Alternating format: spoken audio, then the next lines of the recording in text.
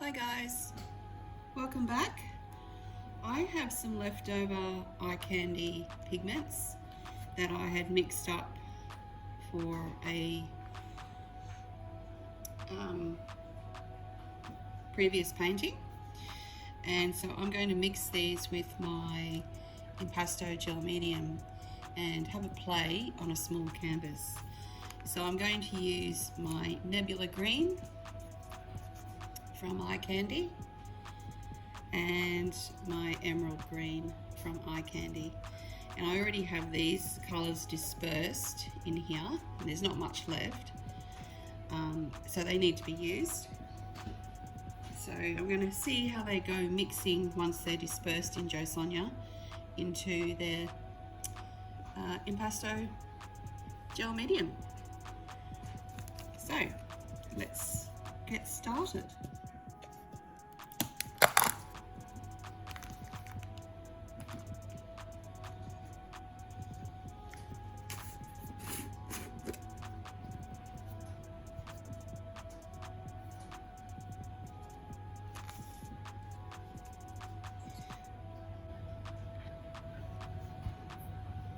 So that's about a paddle or a spoonful, and we'll see how that mixes in with the already mixed pigment, whether it becomes too runny or if it's okay to use. So you'll notice the colour's changing slightly, it's going a lighter colour, but that's okay because when these dry, this gel dries clear and they will come back to their beautiful shine. It's actually not bad. I've seen other artists do this, and on YouTube, I think one of them is Nina Villegas, August Solby, who else? I don't know who else, but they're the two main ones that I know I have watched do this. Please comment down below in my comments if there's anyone that you have seen do this.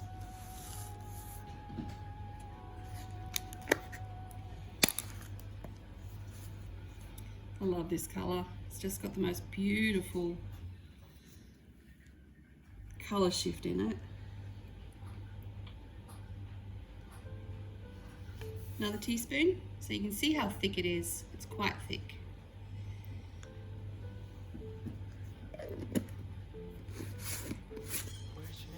And as you already know, with pigments, if they're good pigments like these are, a little bit goes a long way.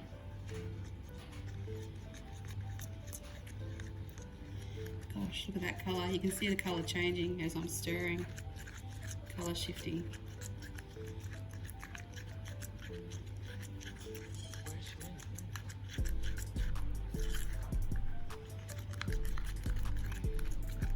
So this one's going pale as well, but it doesn't matter because it will come back to its original colour when it's dry. And as you can see, that gel impasto mixes in very well. Doesn't take too long to mix in.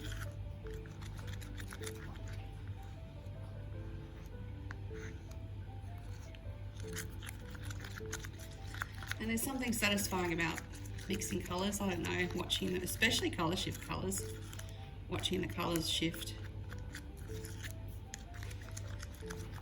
I like it anyway. Maybe I'm strange. Well, actually, I know I'm strange. I get told that a lot. Alrighty. Okay, I'm going to get these, put these aside, move my canvas down, turn you off for a minute, set up, and we will come back.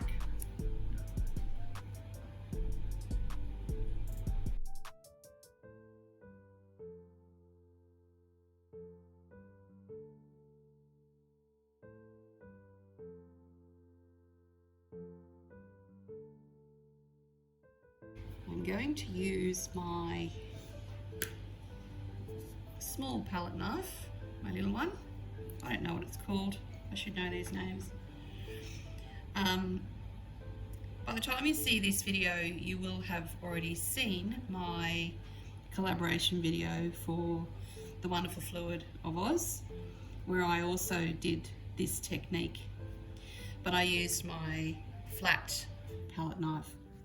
So this time I'm using this one for the first time, and having another play because I really enjoyed the last using the palette knife with the pigments and also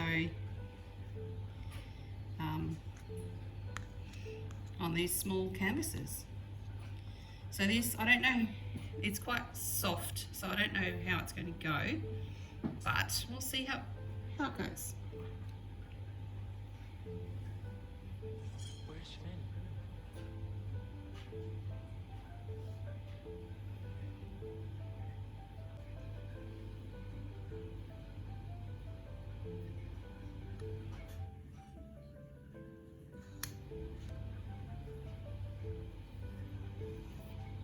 Oh, what I should have done is start up here and work my way down.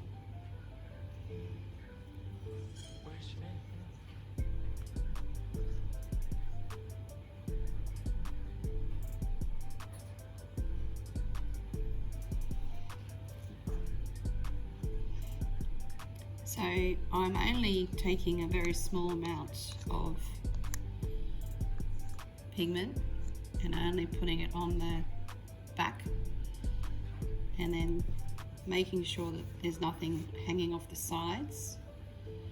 I almost need to use my little roundabout, Lazy Susan, for this, but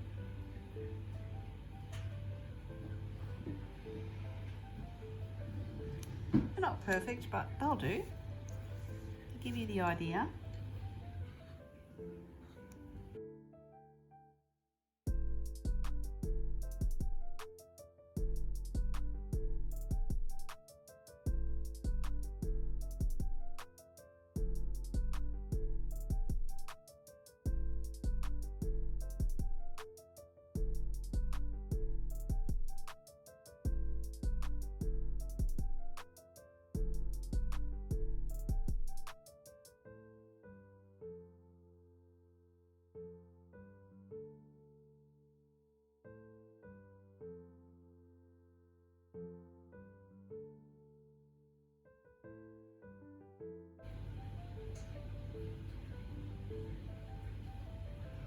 So, as you notice, I just did that, but I'm not concerned.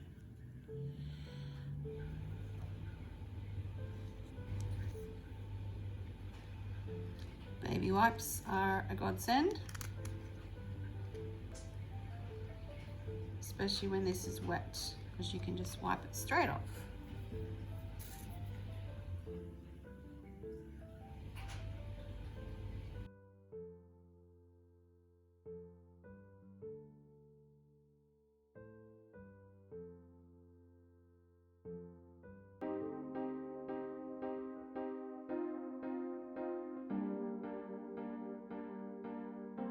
Where's Finn?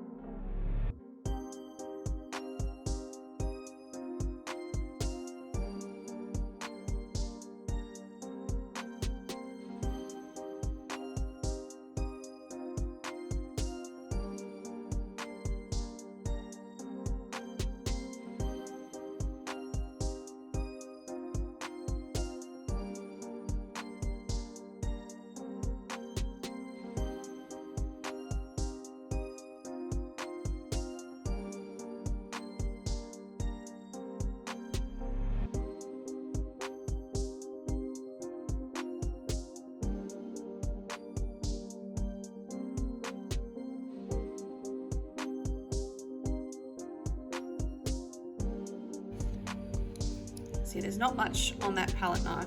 It's just a very, very small amount.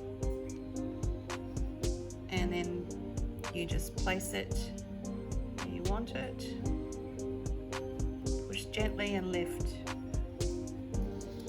It's really, really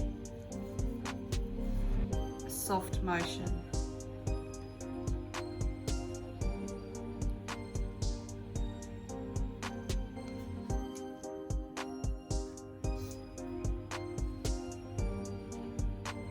Place it down, push gently and lift.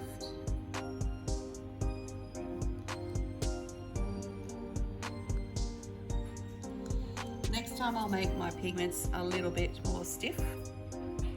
These are quite soft, but I don't mind. It's not making it any harder to use, and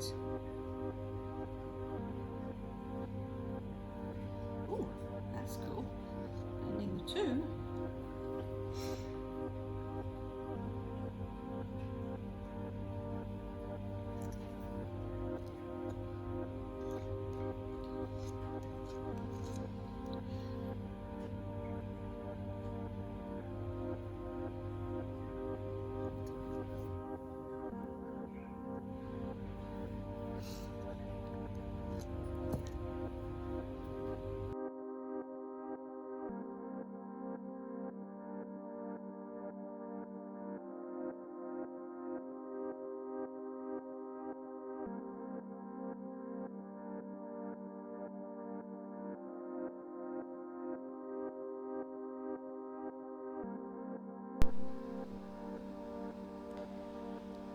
I got myself some polymer modelling clay from one of the local shops down near my place, and I thought I'd have a play. I've seen a couple of artists using it lately on YouTube, and especially AB Creative. She uses it a fair bit when she's creating her 3D art pieces. So I broke up the clay. It was a very cold day, the day I decided to do this. So the clay, or the polymer clay, was actually quite hard and a little bit, it took a while to soften up in my hands because my hands were cold. The coloured one, the purple, was harder than the white.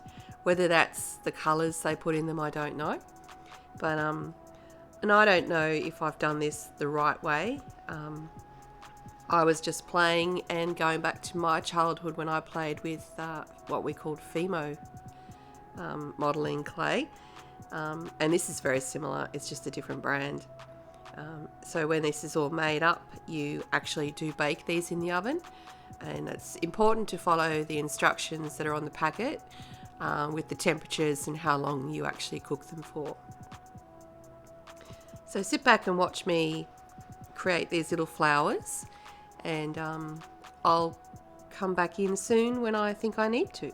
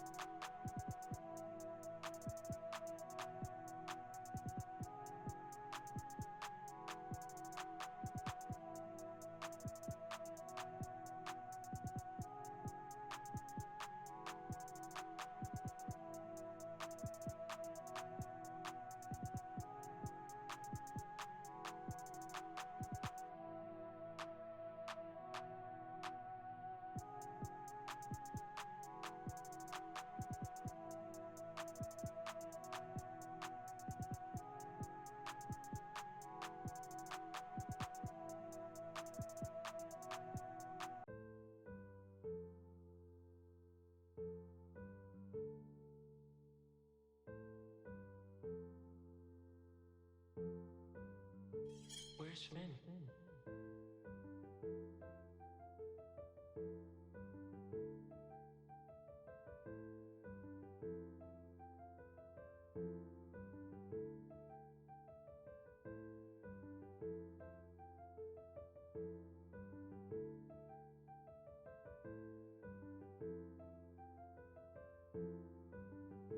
Where's Finn?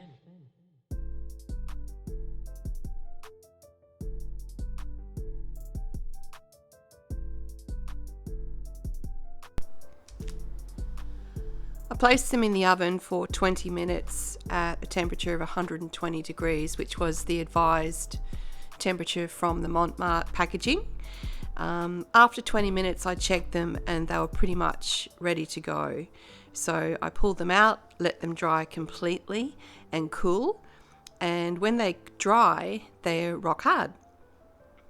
So just here I'm placing them down and arranging them on the canvas where I think I might like to put them. And in hindsight now, looking at it and now that it's finished, I should have moved the flowers further down from the leaves a little bit. But it's all learning, and the next one I do, I'll know how to do that. I also decided to put a little bit of paint just behind the flowers of the same colours, just to give it some depth and detail, and also when I shadow later, when I shadow later, there'll be colour underneath that I can use as well. I had no rhyme or reason putting these colours down. I just placed them down quite quickly, and they actually look pretty good just painted on. But my plan was to use the polymer clay, so I continued on with my original plan.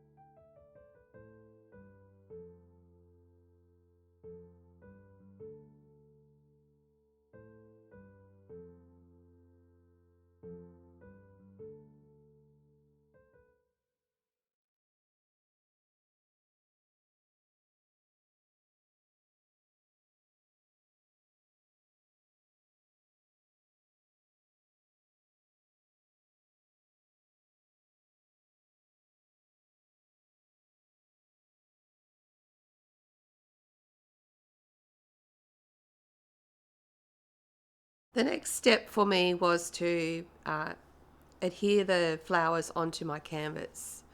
I chose to use my Impasto gel medium Liquitex Basics varnish over it as well, but I'm not sure yet because it does have a fair bit of sparkle in those eye candy pigments in the flowers.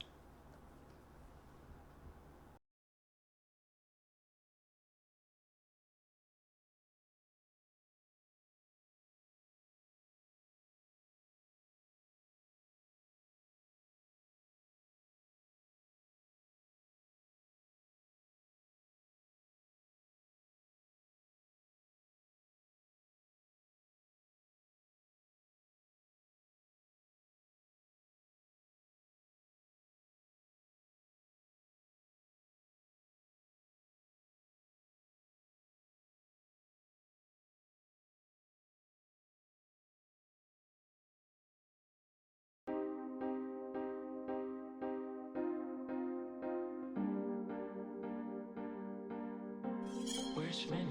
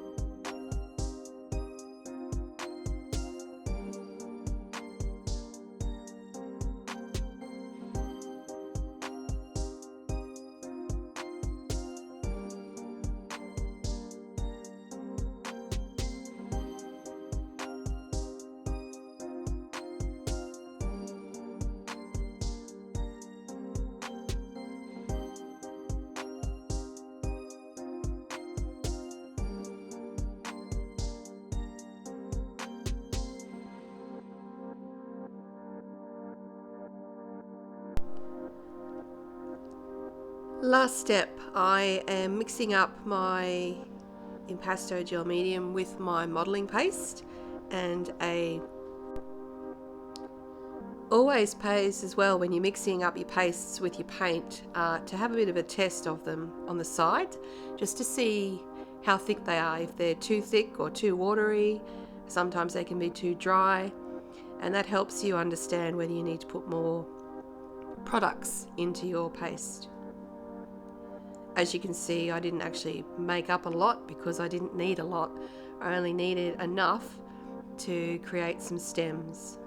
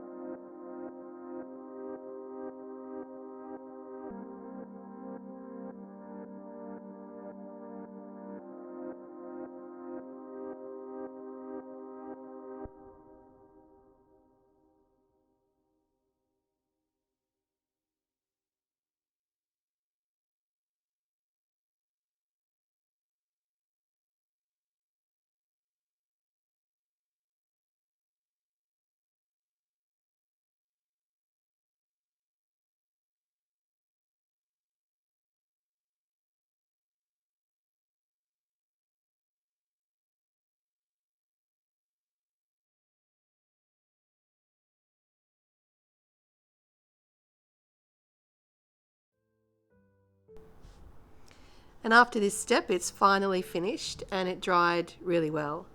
I haven't put the shadowing in yet or varnished it because I've had quite a busy week.